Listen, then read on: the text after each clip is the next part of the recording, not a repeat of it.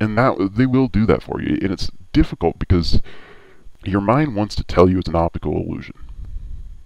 So keep your thoughts based in the reality that you just asked it to do that. Okay, that's something that is pretty interesting, right? And then it responded. And also try to find another point in the sky close to it, another thing that looks like a star that you can sort of look at the same time to see that one's moving, the other isn't. And sometimes I've seen them go back and forth, where two stars will sort of move towards each other, then away, or they're obviously not stars. I keep calling them stars. But see, even my mind needs to go back to the base of the way that I grew up and say stars are moving. They're not stars, they're ships. They look like stars. Once you see them move around, you'll know what I'm talking about. So give that a try. Give that 30 minutes a day for 2 weeks. And if that doesn't work for you, I'd say give up entirely, because it's probably not going to happen. And if it doesn't happen with the first star you try it with, try another one.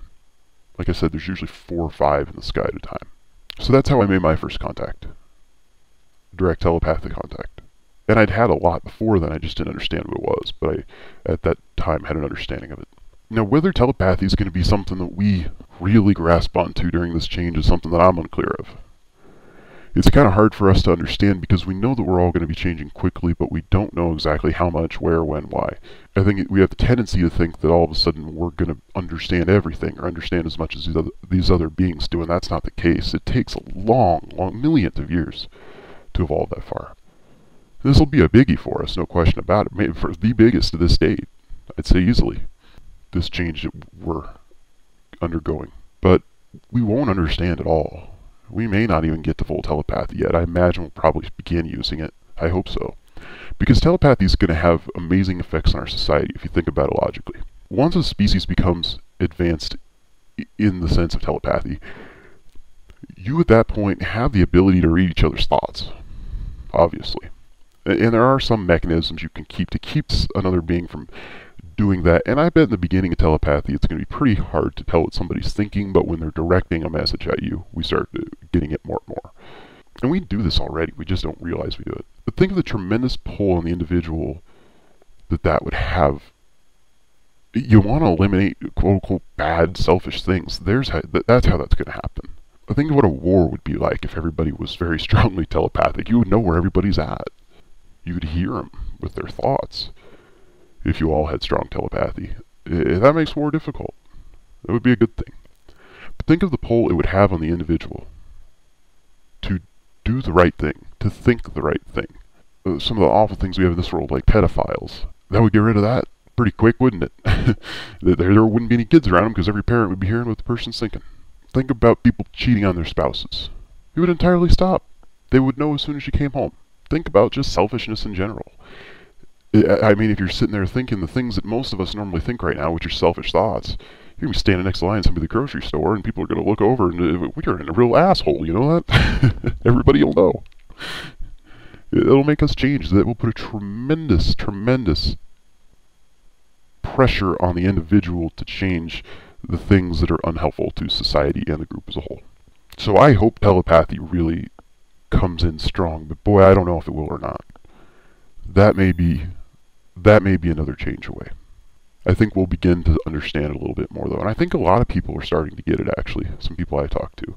They get that you talk to these beings telepathically. Which is interesting. Because modern medicine would tell you that's schizophrenia. I strongly disbelieve that all these people that have written me and myself is schizophrenic. And quite frankly, if you want to throw that label on people, Jesus Christ himself should by all means be institutionalized if he was living here today. And I don't think that's the case. I think he was generally had a connection with higher beings. Absolutely, I do. Lots of people do. But it's voices in your head. That's what it is. But it's telepathy. I mean, things like even as basic as the other day I realized our conscience. Remember how everybody says that little voice in your head that tells you you're doing right or wrong thing? It's telepathy. That's what that is. That little voice in your head. We inherently know it's not our voice. We know it's not our thought. Because we just proved that we would have done that stupid ass thing that we're now telling ourselves is wrong. Right?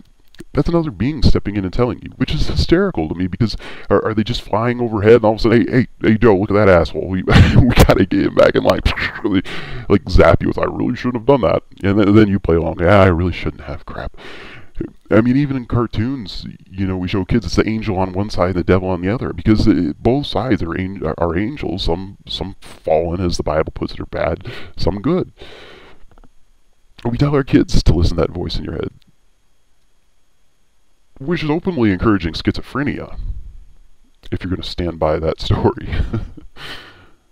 Which I hope people stop doing pretty quick. That was a mental illness I think is largely misunderstood.